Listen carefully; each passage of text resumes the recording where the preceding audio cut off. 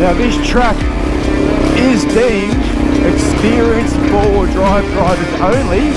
I can see why they recommend on this track not to have big bikes. Here's a fair income descent.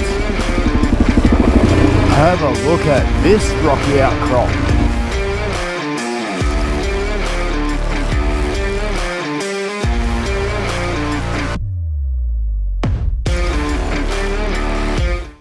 Welcome everybody back to the channel. In this video, a standalone video on a how-to and how I see the Arkaroola 4WD drive track, also known as the Echo Camp Backtrack.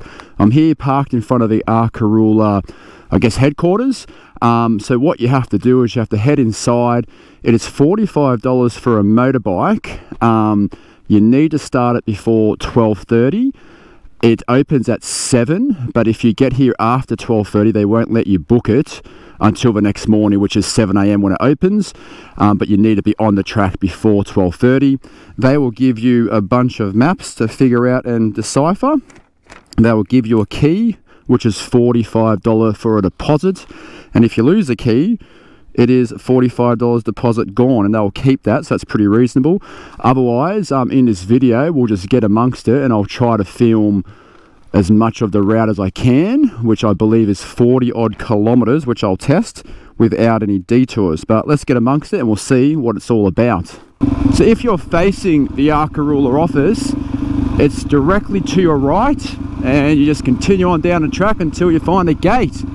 So let's suss that out and get amongst it and enjoy the sights. I'm making this video because I couldn't find too much information on this track. Not a standalone video, so hopefully this helps some others and allows you to sort of come here with a bit of knowledge.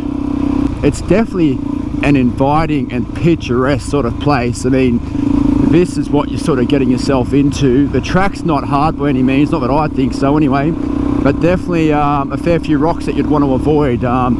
Puncture material out here if you're going a bit too fast or hit the wrong one.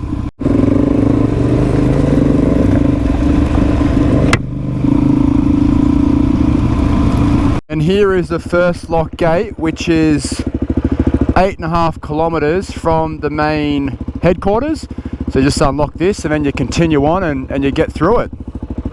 Now this track is deemed experienced four-wheel drive drivers only. I believe that's not really the case. It's probably just to keep away the people that try to rock up in a two-wheel drive car. But there are hills to be had, don't be mistaken. Oh, this is the real deal. I need to sit down for this because I got a jerry can that bucks me in the butt.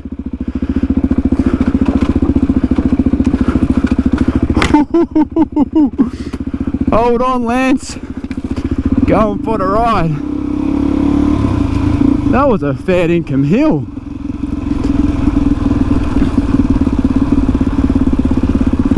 Our best rider, Ant, was riding our tail. Oh, here he comes. Wonder if he's okay. He's a gun rider. All good? Yeah, I came down and I got a bit too close to the cliffside and there was a big boulder. My front wheel wedged into it. I couldn't pull it back out. Oh, you didn't fall though? Oh, good. Okay. I had to get off and push the boulder out of the way. Yep. Whew, bit of extra effort though. Yeah. Oh, beauty. Okay, good.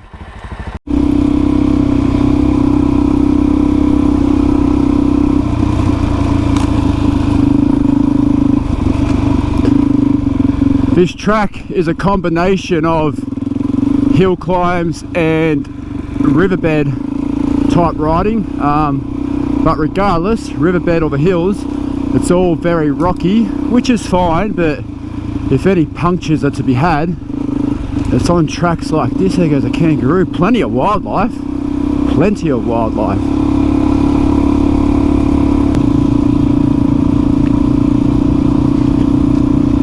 It's just, I guess the word for me, majestic and rugged. Two conflicting words, but truly they have a very similar meaning out here. Phenomenal stuff. I can see why they recommend on this track not to have big bikes. It's not a rule, but it's well, very rocky. We do have a T7 with us, but he's doing it just fine.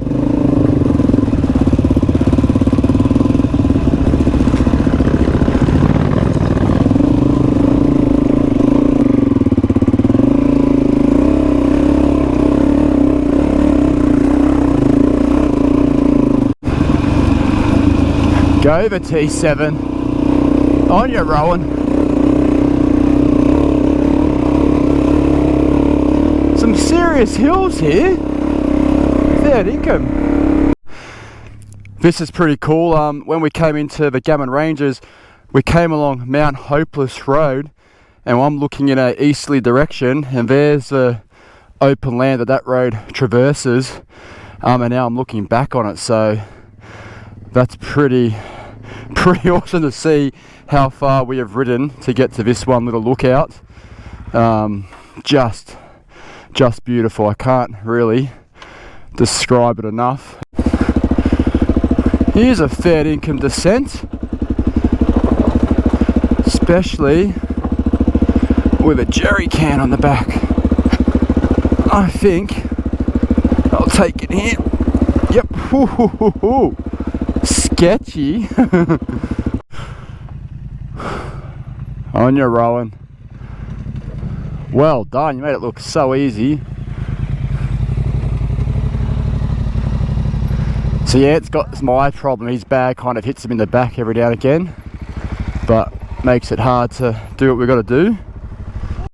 Here's the next locked gate, but we're only halfway into it. I wasn't aware there was a gate here, so perhaps the other track is all public access. I think that this section to the other section is the one-way section, and anything else is deemed two-way. I could have that wrong, but I'll establish that at the end of the track.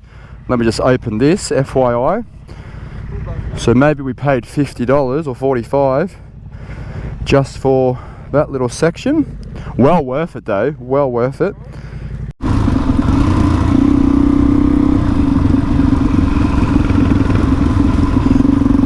Since we came out of the gate, it's a much more open expanse, a massive sand dune there. The track's changed well, considerably. No more hills at the moment.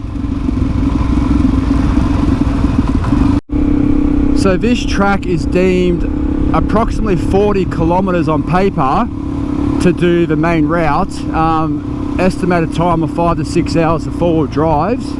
But there's also 80 kilometers worth of riding with all the offshoots, which are all one ways, and you got to return the way you came. And then they recommend that for four-wheel drives to be an all-day affair. So there's kind of two options. We're just doing the main route, the 40 kilometers. But yeah, there's another 40 kilometers to be had out here if you decide to do them. So we've made it for all the rocky stuff which you've just seen, and now we're spending a fair bit of time on the east side of the mountains. However, on the west side of this big sand dune, which is which you ride on or drive on the other side of it, getting into the Gammon Ranges if coming from a northerly direction. So pretty cool to be out here nestled amongst the mountains and that sand dune to my left. Much faster pace now. Definitely time to be made up here if you're sort of struggling back in the hills, so to speak. One thing, FYI about here, you want to take in the sights when you ride, but please don't take your eyes off the road for too long, because rocks just come up on you and your front wheel grabs one, and I'm not telling you any secrets what happens after that generally. Either a crash or a flat.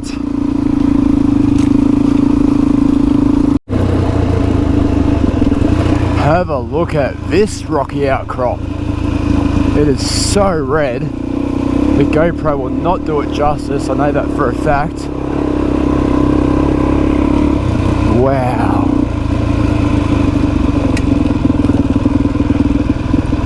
2,000 kilometers of riding to come see this, and I can assure you it's well worthwhile.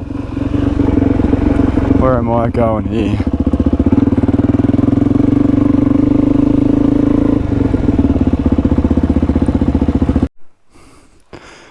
So we've just stopped here, guys, and for the people watching this video for, I guess, a how-to, don't quote me on it, but I'm pretty sure there's no camping allowed on the gate-to-gate track, and a lot of these areas do have the no camping sign. But I am confident saying when there's water, you're not meant to swim in any of the water here, just to protect the environment, and that is written on that bit of paper that was given to me at the head office. So yeah, minimal camping if any. And certainly no swimming when there is water flowing, as inviting that would be. We've just came across an echidna, which we'll have a quick look, but it just amazes me how these emus and echidnas just traverse the rock so easily. He's obviously already heard us coming.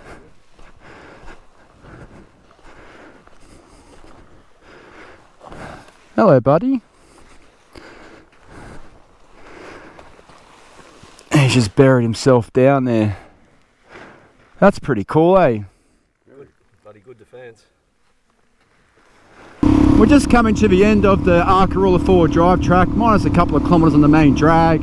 But I would, I would deem it hard. The first 8 kilometres is public access and pretty easy. But then you've got the lock gate to lock gate, which is around, don't quote me, but about 10 kilometres. And that's hard. You've got hills, descents, creek beds, very rocky. You've got to pay attention. You wouldn't want to be out here if it's hot. But then you finish off with about 15 kilometres of this type of terrain, which is just beautiful. So you get to experience a fair bit of different riding, all-four driving. And we haven't done all the offshoots though, so there's plenty more to be had out here if you choose to. But hopefully this video has helped give some information about the Arkaroola 4 drive loop. Yeah, I just wanted to put some info out there on how I see it and how to do such a thing, and hope you enjoyed the video, and I'll catch you on the next one. Oh wow, didn't expect that. 1, 2, 3, 4, 5, 6, 7. Come on, guys. Come on, guys. Oh, it's crazy.